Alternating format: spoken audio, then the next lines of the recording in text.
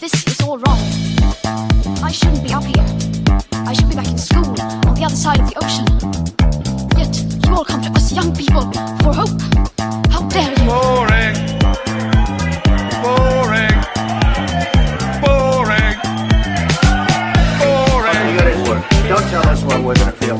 We're trying to solve a problem. Don't tell us what we're going to feel. I'm not telling you. Because you're in no position to dictate that. That's exactly what you're doing. You're in no position to dictate what we're going to feel.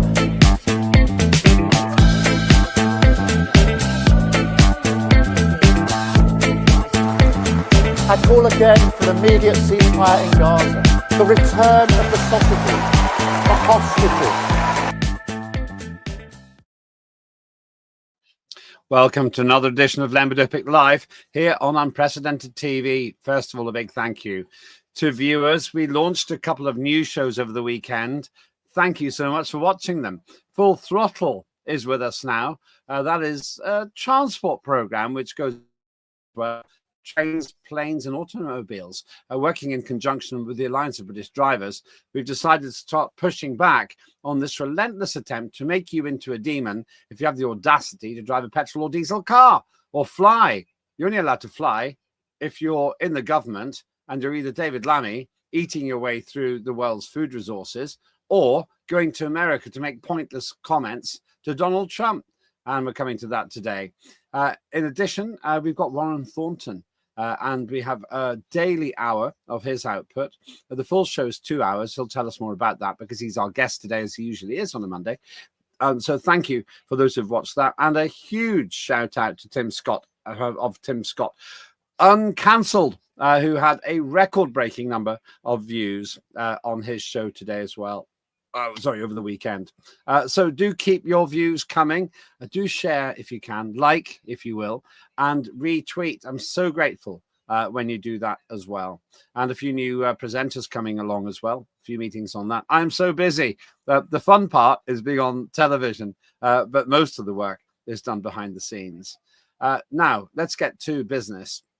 If you're watching this live, you're watching on the day that Donald Trump will be hosting Volodymyr Zelensky in the White House. If you're watching this on the archive, in other words, it's already happened, you have the luxury of comparing what we say on this show with what actually happened. Here's the scene. Donald Trump had a good meeting, in my view, with Vladimir Putin, the Russian premier. We'll talk about that as well in a minute or two. In Alaska, nobody else was invited, just America and Russia, much to the chagrin of the small-time politicians in Europe and the United Kingdom. And, of course, Zelensky himself, who was told not to come.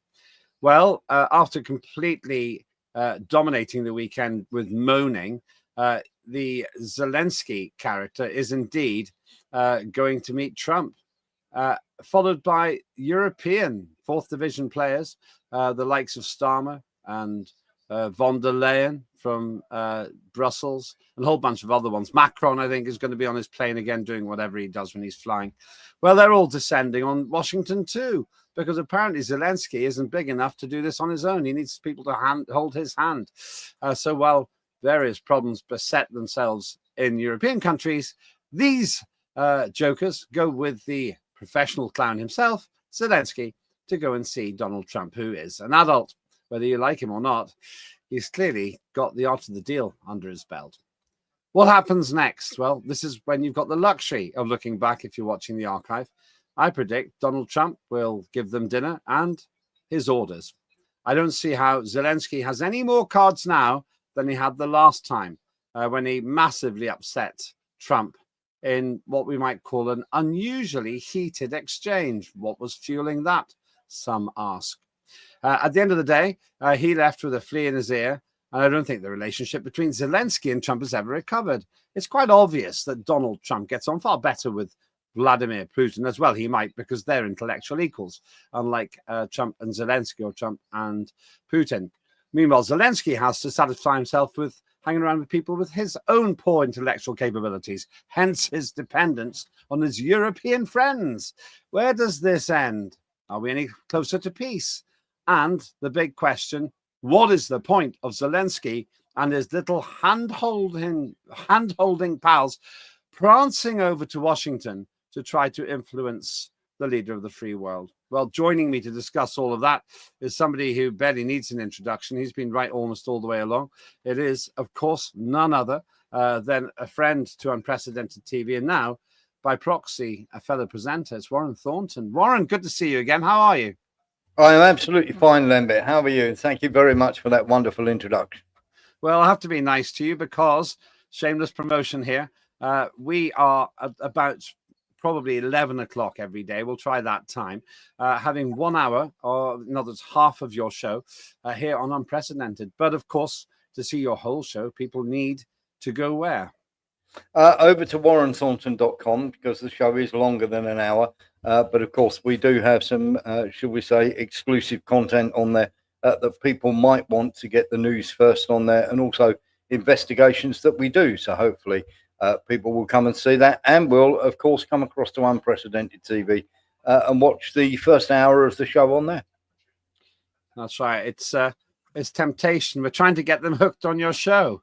But of course, it's mutually beneficial too. Now, if you do watch the hour, you'll see a fairly detailed discussion, including myself, on Warren Thornton's show about the subject that we're discussing now. This strange decision by European leaders, they're not really leaders, they're servants, to essentially invite themselves to Washington because Zelensky doesn't seem to be strong, courageous, or intelligent enough to go there himself. So let's start with this. What exactly is going on? For every time I think about Zelensky, I want to scratch my nose. I don't know why that is. And why is it that Zelensky isn't going on his own? It is very, very straightforward. Zelensky's never been in control of Ukraine. It's people who have been working Zelensky and getting Zelensky. Zelensky is just a figurehead. Think of him, as you will, as a mascot, possibly, you know, who stands there cheering on the sidelines while the team are getting on with the business. And the team is Europe. This is Team Europe, who have a burning hatred, not only of Russia, but also of their own foolishness as well. Because let's not forget, America were the ones who pushed, and, you know, the evidence is overwhelming that they pushed Russia into this. Literally going into Ukraine to invade Ukraine. When the Russians went in, they thought, obviously, we're going to win. We've got 50 odd countries against, what, 1 or 2, with North Korea helping out, China helping out, maybe. And of course, they thought they were going to win. As usual, when it goes terribly south for the Americans, as it did in Vietnam and Korea and various other places, Afghanistan, they bail and, of course, leave everybody else holding the bathwater. And the problem that we have, of course, is that Europe have now looked foolish because they've invested, almost all their economies are in the toilet because of supporting this war with billions and billions and billions. And of course, the corruption in Ukraine knows no bounds. Only around about, I think it's 60% of the money actually went in weapons. Everybody's had their hand in the trough here. The corruption in Europe is incredible. The European Union and the leaders of Europe can't even agree amongst themselves. Everybody calls it coalition of the willing. But when Zelensky asked every single one of them for troops, they all said no, they're not going to go in without the Russians, Lambert. That's a strange thing. Sorry, without the Americans. Sorry. I knew what you meant. I was about to correct you, though. You never know. The way things are going, Russia and America could form an alliance to defend themselves against the idiocy of Europe. That's another story. Maybe that's a bridge too far for now. Good film, though. So we've got this situation where all of these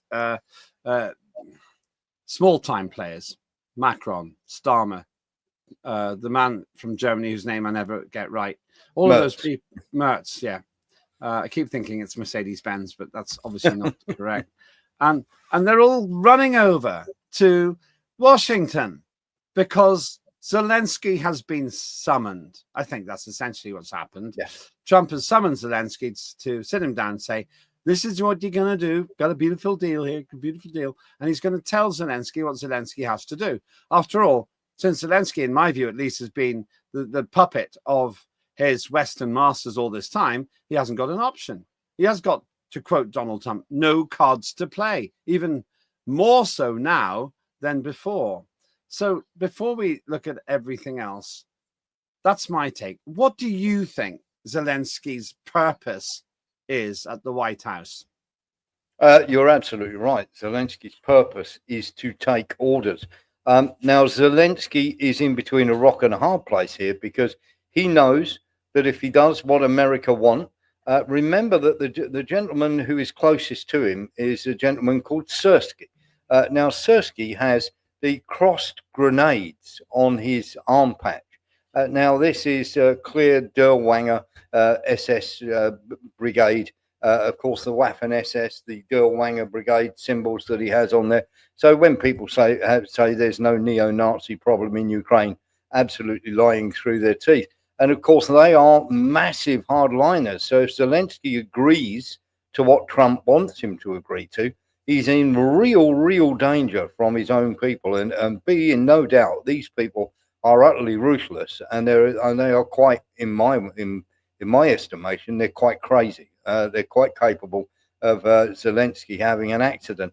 Here's the problem that we have, though, is the Europeans are backing them left, right, and centre. I mean, basically, it is a meeting of neocons and nobodies who are wanting to try and keep pushing this war. Trump has a brilliant chance here to tell them the way it's going to be. He has cards here. He didn't have cards against the Russians. Putin had all the cards, but he has cards here. He's got, we can leave NATO if the rest of Europe don't agree.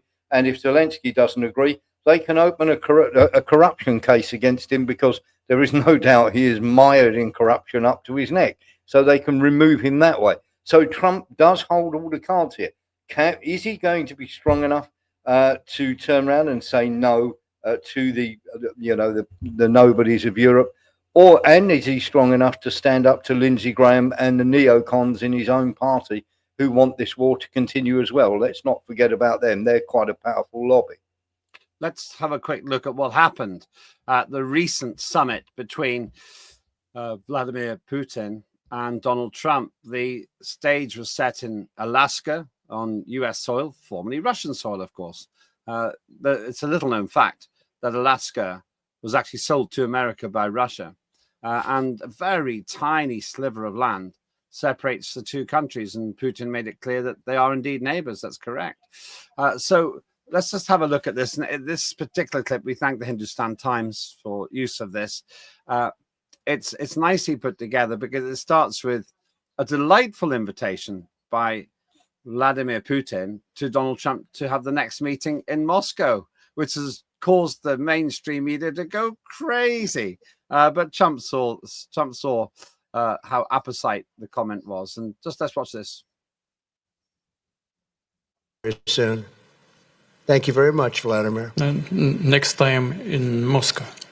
Oh, that's an interesting one. Well, thank you very much, Mr. President. That was very profound. And I will say that I believe we had a very productive meeting. There were many, many points that we agreed on. Most of them, I would say, a couple of big ones that we haven't quite gotten there, but we've made some headway. So there's no deal until there's a deal. I will call up NATO in a little while. I will call up the various people that I think are appropriate, and I'll, of course, call up President Zelensky and tell him about today's meeting. It's ultimately up to them. They're going to have to agree with what Marco and Steve and some of the great people from the Trump administration who've come here, Scott and John Radcliffe. Thank you very much.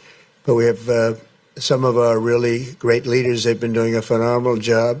We also have some tremendous Russian business representatives here. And I think, everybody wants to deal with us. We've become the hottest country anywhere in the world in a very short period of time. And we look forward to that. We look forward to dealing. We're going to try and get this over with. We really made some great progress today. I've always had a fantastic relationship with President Putin, with Vladimir. We had many tough meetings, good meetings. We were interfered with by the Russia hoax. That made it a little bit tougher to deal with, but he understood it. I think he's probably seen things like that during the course of his career. He's seen. And so it goes on. This very warm interaction. First name terms, interesting that, isn't it? Vladimir Putin, who's relentlessly described as a war criminal by the mainstream media and the fourth division players, on first name terms with Donald Trump, making progress with Donald Trump. I judge that meeting to have been very good. I think you might be a little bit more pessimistic based on our conversations on your show about Donald Trump's influence, but I thought it was good. Yeah, I think you have a point in that it was a very good meeting indeed, in terms of they seem to be getting along and wanting to normalise relations. I'm amazed at how difficult it's going to be to get it done. I mean, you heard Trump himself say that that's very nice that you've invited me. He then went on to say that, of course, I might get some heat for that. Well, why would you get some heat for that? Going to Moscow as the American president to secure a peace deal would be a fantastic thing. And the fact that everybody is against this shows how many people want to carry on fighting the Russians. Now, it is amazing that nobody's ever studied Putin very closely. Lots of people say they do, but they don't. When he was on the podium and the idiotic American media was shouting out, they hadn't done their homework. Putin pretended as though he couldn't hear them, but he heard them quite clearly. And at that moment, he decided, if you're going to behave in that manner, because Russians don't do press conferences like that, you put your hand up, you ask your question, and he answers it. You don't scream out and start, with your activism and your demands, and really sort of, how can I put it, rather barbaric and rather pompous questions. It is quite nonsensical that the media would behave in that way.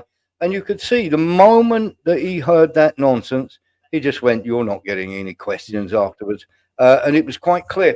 The behavior of the mainstream media, even when he was walking down, the complete narrative was Putin's a monster, Putin's a murderer, not, hey, we might get a peace deal and we might stop Ukrainians dying. Not for 1 second, Lembit. Yeah. Did anybody on the BBC, CNN, Fox News go, "Isn't this great?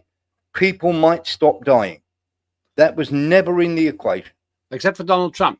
He makes that point, and it's assumed that Putin, who was quite candid in his longer comments, and fair play to Donald Trump, after all this nonsense about who's going to come down the steps first, who's going to have the upper hand, Donald Trump gracefully let Vladimir Putin have the first word in that press conference. But despite all of that, all the media could talk about afterwards is, we didn't get to ask any questions. And one of the BBC people said, we came halfway across the world for this. No, you weren't invited. You just came. And the arrogance of these people and the unseemly shouting at the premier of Russia, I was embarrassed for the West, and not for the first time, with the mainstream media that we here at Unprecedented hope to become, because we'll do an awful lot more respectful job of it than they have. I wonder if what we saw there was the really dirty, ugly, self-serving underbelly of a lamestream media that thinks that the politicians are there to serve them. Yeah, it is very, very amusing to find the sort of meltdown going amongst the media. Now, you call somebody a murderer, you call somebody a butcher, you call somebody a tyrant, a dictator, and wonder why they won't talk to you. Wow. The absolute stupidity of these people is beyond belief. If you believe Putin to be an enemy, you would study him, and you would study him very closely, and you will see that Putin observes everything and everybody in the room. Former intelligence officer, he doesn't get flustered, he stays very, very calm. And if you ever do see him angry, boy, do you know you're in hot water there. It is quite clear that he doesn't want to meet Zelensky. There is no question there. He's been very diplomatic about it, but yes, at a later date, which basically means I have no interest in talking to that man at all, because of the stance and the way he is. Zelensky's not budging. He's giving it, the big one, as though this is shouting with a foghorn, and then going and running behind the sofa when the Russians turn around and go, "Come on, then." Literally, we've had all sorts of that. We've had the missile factories, the German missiles that have been on French soil. The Russians found them in no time at all, blew them up. Merz has suddenly gone very, very quiet on that. and Merz to turn around and said Americans ought to watch their step because they're not as powerful as they think. I mean, the hubris and the egotistical narcissism of these people, not only in the mainstream media, but in the leaders of Europe as well. When are we going to get it into our heads? We don't matter. When the European Commission and Europe and the world leaders all went to meet Trump, they're all talking a good game. The moment they went to meet Trump, they folded like a pack of cards. Yeah, and this is the interesting thing about it. They're just setting themselves up for a fall again. I call it a farce. A trip to Trump over the Ukraine debacle, a war which has been lost. We'll come to that later on in the show. But now the latest thing, as you know, is that Zelensky flew to Europe and they had this big dramatic conversation about it. And then they're all flying over in separate airplanes. Whatever happened to the climate crisis? Why can't they all be on the same damn plane? But this is how it was reported. Watch this. Hello and welcome. I'm Martine Croxall. Leaders from across Europe, including the EU and NATO chiefs, say they'll join Volodymyr Zelensky in Washington on Monday for talks on ending the war in Ukraine with Donald Trump. The US president posted on his social media site, Truth Social, big progress on Russia. Stay tuned. Well, the Ukrainian president is in Brussels attending a virtual meeting with France, Germany and Britain ahead of those US talks. And in the last couple of hours, Mr. Zelensky held a press conference with Ursula von der Leyen, the European Commission president. Mr. Zelensky hailed calls for security guarantees for Ukraine, but said plans lacked details. It's necessary to cease fire and work quickly on a final deal. We'll talk about it in Washington. Putin does not want to stop the killing, but he must do it. Second, we need real negotiations, which means they can start where the front line is now. The contact line is the best line for talking, and Europeans support this. And we thank everyone. Russia is still unsuccessful in Donetsk region. Putin has been unable to take it for 12 years. Now, let's talk about what he's just said there. Putin has been unable to take that area for 12 years. First of all, it's cringeworthy that the British taxpayer-sponsored media almost exclusively report the Western dimension. There's no objectivity in it. There's no pretense about the fact that Ukraine's losing tons and tons of people. We'll come to that later as well. But when you hear this Zelensky professional clown, let's remember that's his profession before he went into amateur politics. When we hear him say that, it's as if Russia couldn't take it. My feeling, Warren, is, as you said before, they've got all the cards. Russia's got all the cards. Because if Zelensky doesn't agree with the instructions he'll be given by Trump, all Russia has to say is, okay, we'll carry on then. What do you think? Yeah. Absolutely. And we've only got to look at the stupid advice he's been given. Now, the problem that we have, of course, places like Krinky, Kursk, Belgorod, it was a good PR win, but it cost thousands and thousands of troops to do. And of course, they were pushed into that by the British. Look, we need a win here. And of course, it was a stupid thing to do. Russia don't need to take territory if you're throwing men onto that front line to be killed. They don't need to come and get you. Literally, their prey, or if you like, their prey, is coming to the walls. They're just flocking. It's like herding a flock of sheep into a kill zone for a pack of wolves. And of course, the Russians are just eating them up as they go. And here's where the problem lies. They are losing. It's quite clear that they are losing hundreds and hundreds of thousands of men. They are now conscripting people who are over 60. They are beating people up and throwing them into vans. There is a video out there of literally a conscription bus where there are 40 Ukrainians on there. Every time they stop to pick up another conscript, a guy who's been beaten up and thrown onto the front line, many more of them escaped. By the time the bus reached its destination, 30 of those 40 had fled the bus, would you believe? I don't blame them. It's just It's run or unbelievable. die. It's run or Yeah. die. Exactly. So they're beaten up. They're thrown onto the front line. They've got what they call barrier troops, which are mercenary troops that are shooting any Ukrainians that are literally, trying to retreat when they get overrun. There are tons of videos out there showing this to be factual. And of course, what we got is these guys trying to surrender. And the moment they try and surrender, the Ukrainians then attack them with their own drones. They're beating people up, throwing them onto the front line. Which part of a war do you think you are going to win when you're doing this to your own citizens and they're drowning in rivers trying to get away from this conscription? You cannot win a war this way, Lemon. Let's talk about the figures. I saw on the mainstream once again, the British sponsored television station, taxpayer paid for, that, and the man said it with a straight face, that Ukraine claims that 43,000 people have died on the Ukraine side since the start of the war. 43,000. 43,000. I know. It's tragic-comic. Meanwhile, of course, we have Colonel Douglas McGregor, who says 1.8 million have been killed. And He's right. The point you've just made, Ukraine is taking up to 61-year-olds on the front line. And Trump told McGregor that he wanted to get out of NATO. McGregor seems to be a credible character. 1.8 million dead. Who do you believe? I don't want to lead the witness here. I'll make no secret of the fact. 1.8 million seems credible. Why else would you be putting 61-year-olds on the front line?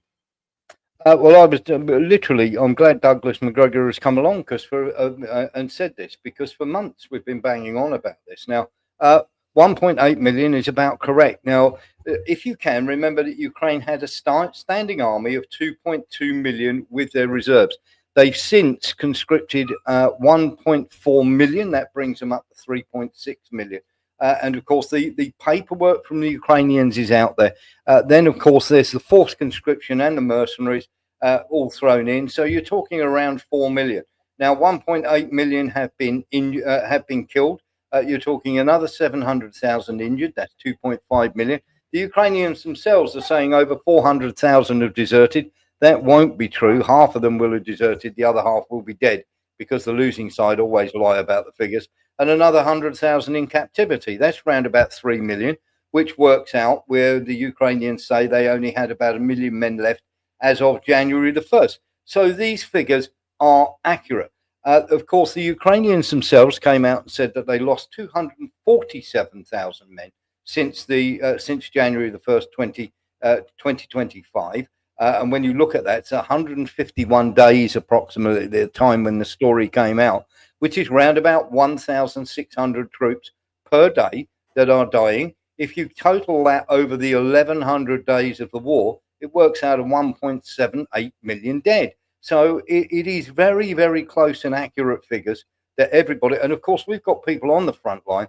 We've got people who are transferring the bodies of these people. Of course, the last big exchange, Ukraine had 6,000 bodies returned to them. Russia had 79. These figures are correct, Lembit. Which means that this figure, 43,000, was for some incomprehensible reason, I will name them, the British Broadcasting Corporation broadcast this morning, as of the program that we're putting out today, for deaths to the end of 2024, is utter baloney. It's total rubbish, isn't it? That's about 25 days worth of deaths. Yes, well, what the BBC aren't telling you is they commissioned a survey in 2023 with a company called MediaZona, and MediaZona, they didn't publish it afterwards because MediaZona turned around and said that for every Russian that was being killed, it was anywhere between 8 to 13 Ukrainian soldiers were dying, depending on which area of the battlefield it was. And of course, they then didn't put that figure, they didn't put that report out there. Now, that was in 2023 when they had their best troops still available. Their best troops, most of them are all dead. The Azov just now been committed to areas inside of Pokrovsk. But literally their best troops were all dead. Then you're talking conscripts who hardly have any training, don't want to fight, thrown onto the front line with very little food, very little water. And of course, there's no way, they're nowhere near the standard of the troops they had in the first place.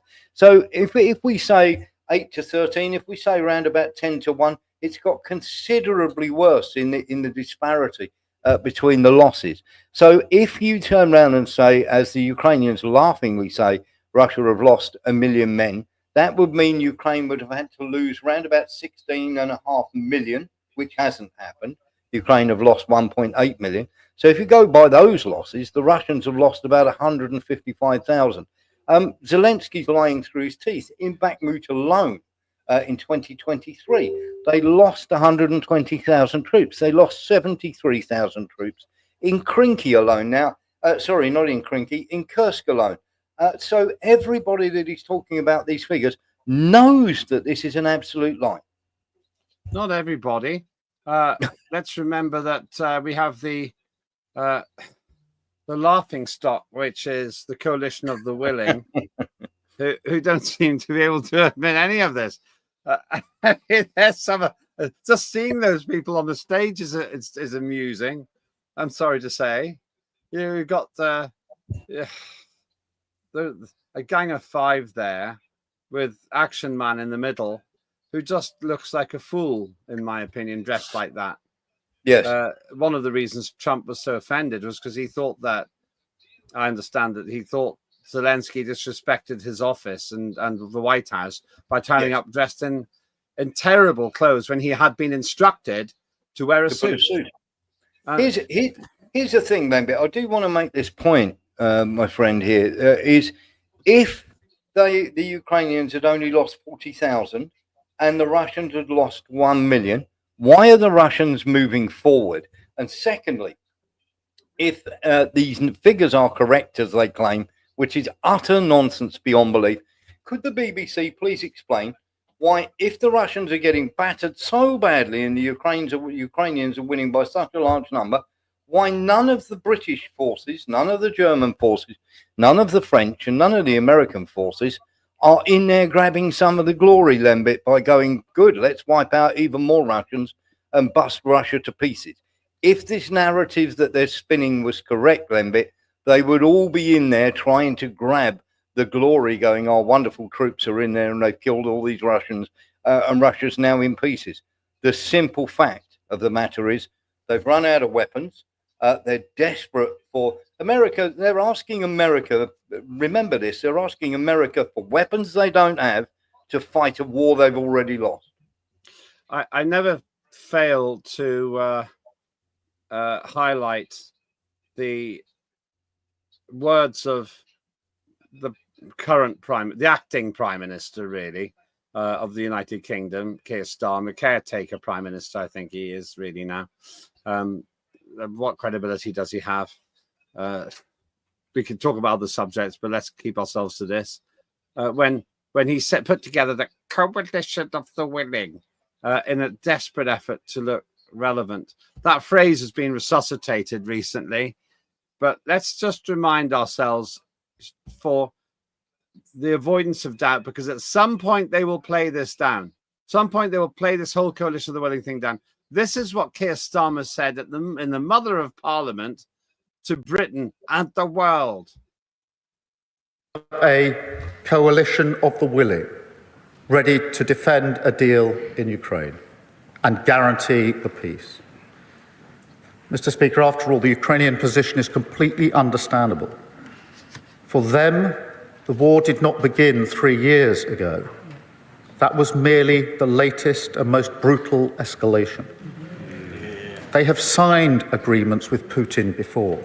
They've experienced the nature of his diplomacy and the caliber of his word. We cannot accept a weak deal like Minsk again. No, we must proceed with strength. And that does now require urgently a coalition of the willing. He just loves the phrase. Obviously, they sat there in Downing Street and somebody thought it sounded good. Total lack of self-awareness. How can Keir Starmer be so thick-headed he doesn't realise that he couldn't run a coalition of anything? Yes. Why does he think that even sounds credible, considering this was back in, I don't know, was it March when he first started blethering on about this? And now in August. Nothing has happened. Nothing has happened. No. Lambert, he is completely, this coalition of the willing is an absolute nonsense because it's coalition of the unwilling.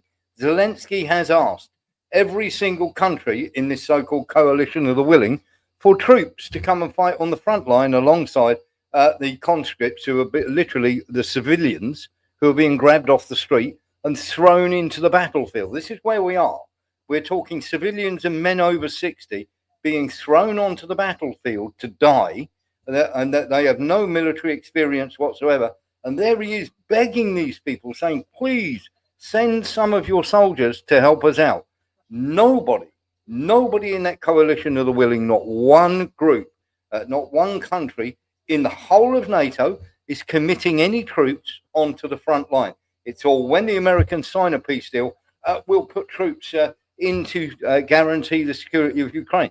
No, you won't, because Russia won't allow NATO troops by the back door to go into Ukraine. So of what use are you? You're completely useless. It's nonsense rhetoric. We'll supply you with Storm Shadow missiles. Well, they tried that at the weekend. They fired three Storm Shadow missiles at Russia. Russia took them down. Their air defenses are absolutely exceptional. Now, the problem that we have is if you either put up or shut up. You turned around to Zelensky and said, we'll back you. Zelensky said, I need soldiers. I've got civilians over 60 dying on the front line who are hopeless soldiers, absolutely useless. And they're just dying in great numbers. Help me. And everybody in the European Union, Merz, Macron, Starmer, patting him on the back. Don't worry, you've got this, don't worry. And of course, nothing of the sort. And of course, Zelensky is just hanging by a thread. And his people are dying in great numbers because he is believing the European nonsense. And of course, they're now going to take all that nonsense packaged together and try and talk to Trump, or at least try and get Lindsey Graham and others on side to have a word with Trump. Which brings us to the final area we need to discuss today. And once again, if you're watching from the archive, you can compare what we say next with what actually happens. What is going to occur in the United States? Trump has essentially summoned Zelensky. Zelensky might think that he asked for the meeting, but Trump is saying, okay, you want to have a meeting? Come over. I'll tell you what you have to do. That's what I think is happening. That's my first prediction. Secondly, yes, all this little entourage of hangers-on who've been more than happy to use little action man for photographs in his battle fatigues. They're all going over because they're desperate to try to look like they count. But yes, my second prediction is they'll be told what to do. Trump will listen, but then he'll say, okay, I've heard what you said. Here's what's going to happen. He'll probably say it a little bit more diplomatically, not behind closed doors, but in public. Except to Zelensky. I don't think he has any respect for Zelensky.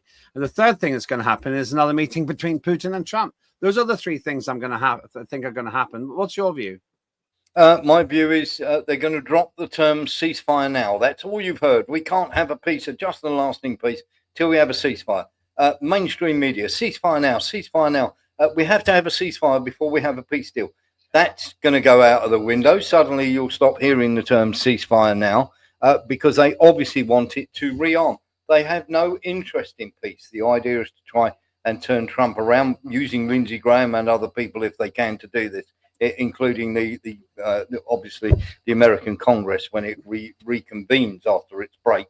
Now, the problem that you have with this, of course, is Zelensky is going to be told this is the deal, and this gives Trump a beautiful off-ramp and to be able to get on with Moscow. Literally, Putin has given him an off-ramp here where he can go, well, either you accept this deal or we're out. We'll keep selling arms to Europe, not a problem. And if Europe want to supply you, that's their business. But of course, the Europeans are in utter meltdown because they've been led by the nose by America on this, literally all the way through Biden and everybody else, into thinking that they matter, and they don't matter in the slightest. They're all going over because they all wanted to front Trump. Now, Trump will have a dinner with them afterwards, but he is having a meeting with Zelensky one-on-one. And the fact that Zelensky is taking all this entourage are going out over with him to hold his hand and change his nappy for him shows that Zelensky isn't up to this meeting one-on-one whatsoever.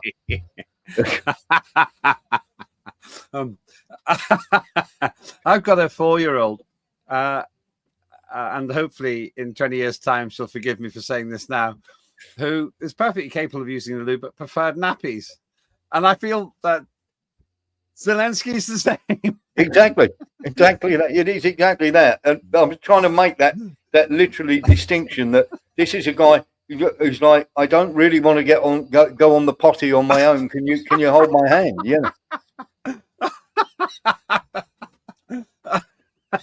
I got a great visual there. I would love to see that cartoon, because what would be happening is there'd be 6 4th Division European leaders saying, "Let me wipe it for you, Zelensky." Yeah. And smile for the camera. Smile for the camera.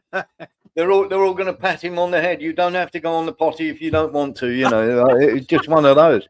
But it's the problem that we have, Lembit. It's the problem that we have. This guy is not up to it, and that's why they're all going with him. I mean, you've got 6 leaders of different countries all holding his hand, going, "It's going to be okay. We're all coming with you. Don't worry. We've got you. You've got this." I mean, if you need that much mollycoddling, if you need your nappy changing that badly, it's quite incredible. You know what I'd much prefer? I'd prefer Viktor Orban, who, if you're not familiar with this, you should be familiar, because you should be watching Warren Thornton's show every day. You would know all about this. Viktor Orban, who's the very, very tough and you might call politically muscular leader of Hungary. Yes. I'd love him to go over. He's got no patience with any of this nonsense.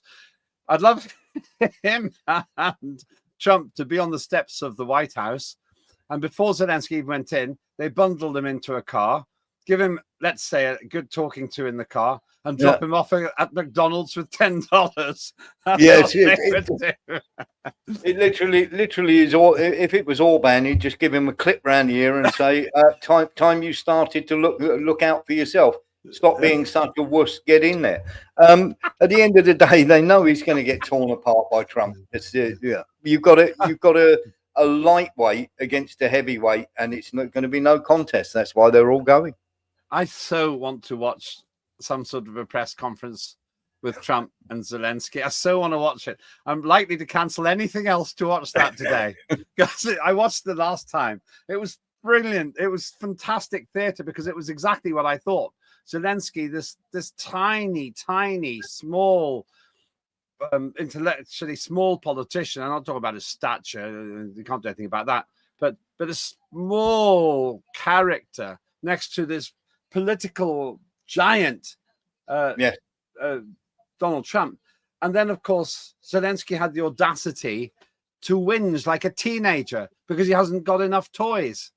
And Trump saying, "You're in no position. Tell us how to feel." I mean, it's just beautiful. And they play it almost every day on the television. Yeah. I think that was the moment when those people who were too inattentive to figure out what Zelensky was really like had the veil lifted. And some of them still don't get it. They don't. Doesn't get it. He still doesn't get it. We'll just hear the rhetoric left, right, and centre. Big Russian man bad, red man bad, orange man bad for making a deal. Just remember this as one last final point, that this is 2 world leaders that trying to sort out a war that has already been lost by one of them, and they're trying to get out with the best deal that they can make for Ukraine.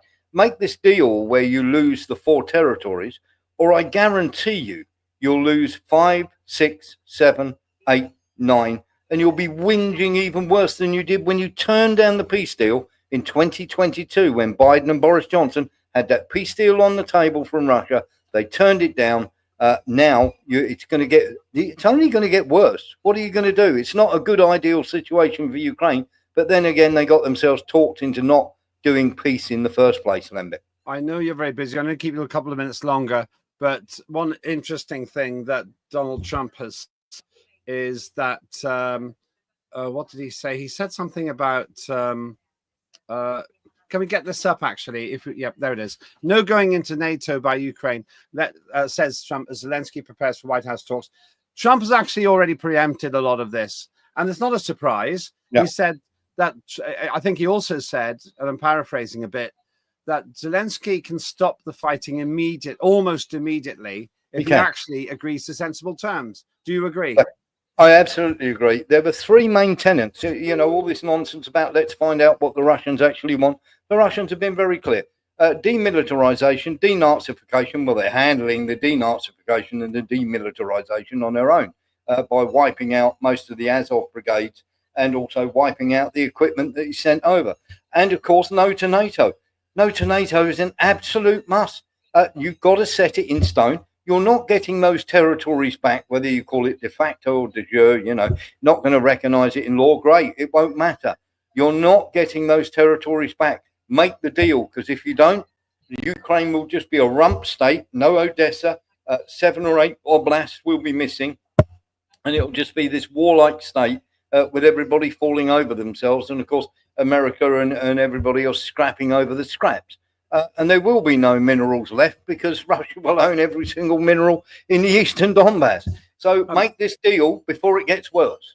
Before I ask you to shamelessly promote your own show, I think that the best thing Donald Trump could do as a leaving present for Zelensky, and it could be the last time Zelensky turns up, depending where he has to sign the surrender document. It will be essentially a surrender document. Yeah. Is a book which Zelensky should have read a long time ago, The Art of the Deal by Donald Trump. He might have got some benefit from that.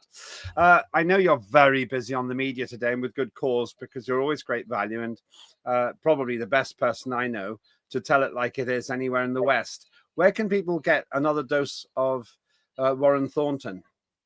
We have an evening show at 6 p.m. to 8 p.m. That's a news show. The first hour is free to air. And that is on X at warrenthornton.com. And if you want more, because we do break exclusive stories in the second half of the show, warrenthornton.com is literally the price of a coffee. For that, you get a 2-hour news show every day, a subscriber show where you get to talk about anything that you want to, and of course, a daily bite as well. And wonderful guests like Lembit Opiums. Well, thank you so much. And remember, you can get an hour of Warren Thornton every day from today on Unprecedented TV. At the moment, nominally, we're trying it at 11 o'clock British summertime for the first hour. And if you want the full 2 hours, you can go to warrenthornton.com. And if you want it live, you need to go to warrenthornton.com. We show the first hour from the day before, but it's fantastic. I really recommend you watch it. So thank you, Warren. Good luck with your massive media career today. You're everywhere today. Thank you. Yeah, Germany everywhere. Yeah. Thanks for coming on to our show first. That is Warren Thornton. And once again, we're collaborating now. 1 hour of Warren Thornton every day, mid-morning. And we'll see how that goes. And if you prefer a different time, do let us know. We're still flexible. We're sorting out our schedule. And other shows coming up as well. Later on tonight, I'm hoping we're going to get, before Warren Thornton goes on air, we're going to have the wonderful Mark Oaten and myself. We're just checking the timings because we're just shaking down the schedule at the moment. But Mark Oaten, myself, and Lib and Let Die. So much else this week. Haven't got time to go through it all. Let us know what you think. If you like this, then retweet it, please, and like it too. You'll find us on X. You'll find us on YouTube as well, and soon on Rumble, and hopefully on TikTok too. This is all wrong. I shouldn't be up here. I should be back in school on the other side of the ocean. Yet you all come to us young people for hope. How dare you? Boring. Boring. Boring. Boring. You got to work. Don't tell us what we're going to feel. We're trying to solve a problem. Don't tell us what we're going to feel. I'm not telling you. Because you're in no position to dictate that. Remember this. You're in no position to dictate what we're going to feel.